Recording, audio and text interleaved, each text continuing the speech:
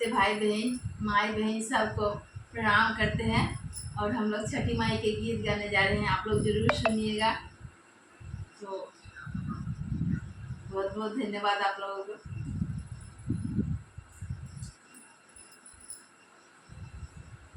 काचाही बास के बहंगिया बहंगी लचकत जाय। काचाही बास के बहंगिया बहंगी लचकत जाय। काचाही बास के बहंगिया बहंगी लचकत जाय। काचाही बास के बहंगिया बहंगी लचकत जाय। बाटही पूछेला बटोहिया बहंगी कमान देव के जाय।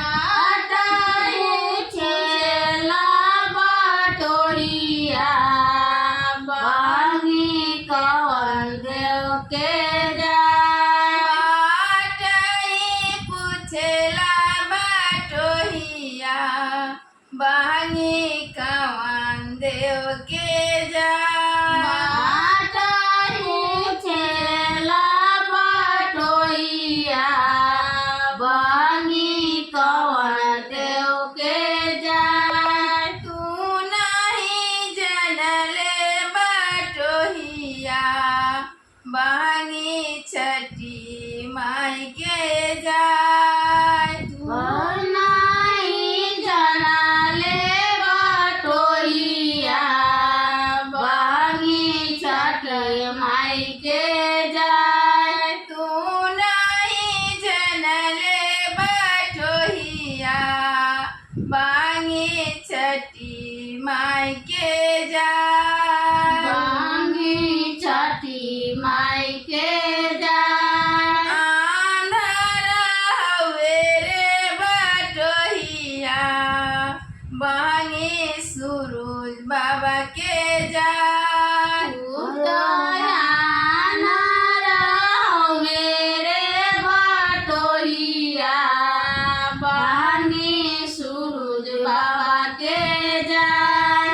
आंधर हवे रे बटोहिया बहंगी सूरज बाबा के जाय।